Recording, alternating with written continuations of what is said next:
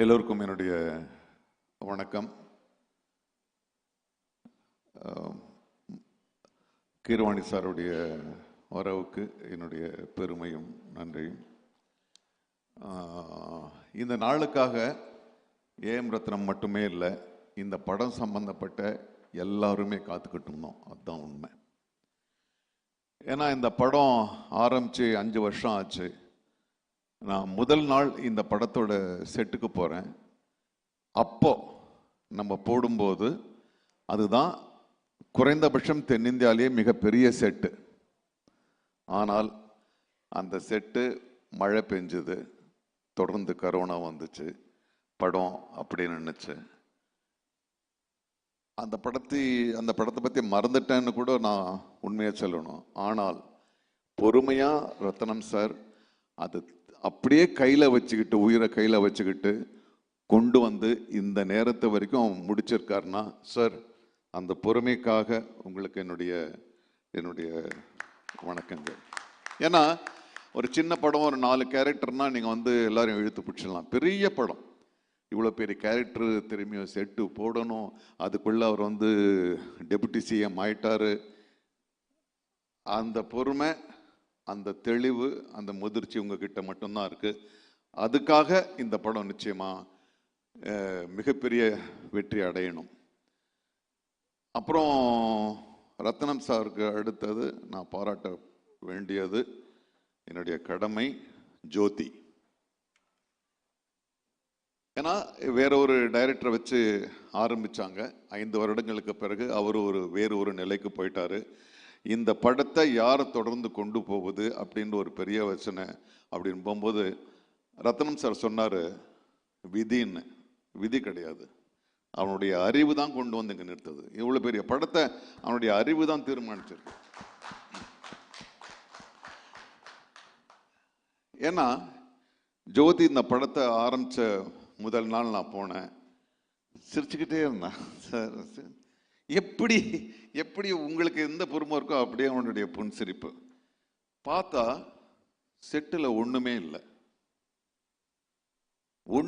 இல்லை, ஆனால் படம் நடக்குது. நான் கேட்டேன், ஜோதி என்னடா இது, என்னப்பா இது? இல்லை சார்ன்னு, இந்த படம் எப்படி எடுக்க போகுதுன்றதை பற்றி டெக்னிக்கலா ரொம்ப தெளிவா என்கிட்ட சொன்னான். அப்பவும் எனக்கு பயம், சரி எல்லாம் கரெக்டாக சொல்கிறான், அது எடுக்கணுமே அப்படின்னு. ஆனால் நான் டப்பிங்க்கு போகும்போது ரொம்ப ஆச்சரியமாச்சு. ஒரு குழந்தை மாதிரி எனக்கு வந்து அந்த ஒரு ஆச்சரியம் தான் வந்துச்சு. எவ்வளோ மலைகளை கொண்டு வந்திருக்க, குதிரைகளை பல பிரதேசங்களை கொண்டு வந்திருக்க, உன்னுடைய அந்த அறிவுக்கு என்னுடைய நன்றி. அப்புறம் மனோஜ் பரமஹம்சாவை பற்றி சொல்லணும். அவன் கேமராமேனா இல்லை வந்து மெஜிஷியனான்னு எனக்கு தெரியல. ஏன்னா நம்மெல்லாம் நடிக்க வரும்போது ஒரே ஒரு கேமரா தான் இருக்கும். நான் ஃபர்ஸ்ட் டே அங்கே நம்ம அந்த விஜயவாடாவில் போகிறோம், இங்கே ஒரு கேமரா போகுது, அங்கே ஒரு ட்ரோன் ஒன்று போகுது, அப்புறம் இந்த ஸ்டார் வார்ஸ் படத்தில் வர்ற அந்த ரோபோ மாதிரி இங்கே ஒன்று ஓடுது. அவ்வளோ ஒரு டெக்னிக்கல் இதோடு அந்த படம் நடந்துச்சு. எப்படியும் ஒரு 6-7 கேமரா இருந்துச்சு. எந்த கேமராக்கு நடிக்கிறதுன்னு எங்களுக்கு தான் குழப்பம், உங்களுக்கு இல்லை. ஸோ ஆக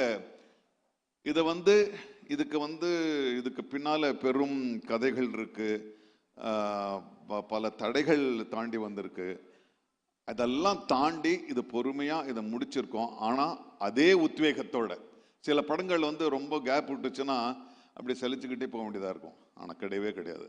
ரத்னம் சார் கூப்பிடும் போதெல்லாம் நான் பிஸின்றதுக்காக இல்லை, அவர் கூப்பிடும் போதெல்லாம் நான் வேற இடத்துல இருந்து வந்தேன். நான் கோவாலேருந்து வந்தேன். நான் 8 மணி நேரம் காரில் வந்து 8 மணி நேரம் திரும்பி 8 மணி நேரம் வந்தேன்.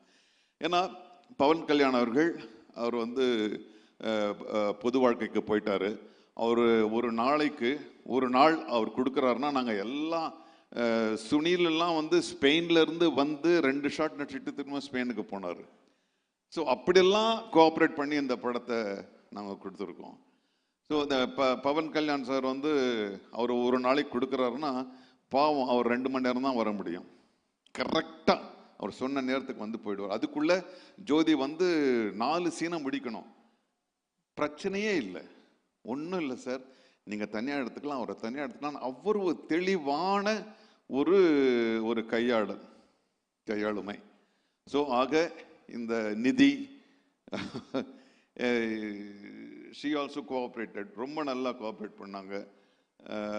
ஆக இந்த இந்த நல்மனதோடு ஒரு வெறுப்புணர்ச்சி இல்லாமல், ஒரு சலிப்பு இல்லாமல் ரத்னம் சாருக்காக எல்லாரும் ஒன்று கூடி இந்த ஒரு மாபெரும் யாகத்தை நடத்தி முடிச்சிருக்கோம். நிச்சயமா உங்களுக்கு எல்லாருக்கும் இது பிடிக்கும், நிச்சயமா எல்லாரையும் போய் சென்றடையும். ரத்னம் சார், நீங்க பார்ட் 2 அதை விட ஒரு பெரிய படம் நீங்க பண்ணணும். எங்களுடைய நடிகர்கள் சார்பா, தொழில்நுட்ப கலைஞர்கள் சார்பா உங்களுக்கு என்னுடைய வாழ்த்துக்கள். நன்றி சார். நான் சார், எனக்கு ஒரே ஒரு கேள்வி தான் சார். இந்த படத்தில் நீங்கள் பவன் சார் கூட தொடர்ந்து வர்றீங்க, ஆனால் பவன் சாரே சத்யராஜ் சாருக்காக தான் வந்திருக்காரு அப்படின்னு ப்ரொடியூசர் சொன்னாங்க. உங்கள் 2 பேருக்கும் இதில் ஸ்க்ரீன் ஸ்பேஸ் ஒன்றா இருக்காதுங்கிற ஒரு வருத்தம் எனக்கு இருக்குது. பார்ட் 2ல் நாங்கள் அதை எப்படி எதிர்பார்க்கலாம்? பார்ட் 2ல் எங்கள் 2 பேருக்கும் 3 சாங் இருக்குது, 4 ஃபைட் இருக்குது. காமெடி ஒரு மொத்தமாக ஒரு படமாக தான் நாங்கள் பார்க்குறோம். இருக்கலாம் சார். சத்யராஜ் சார்,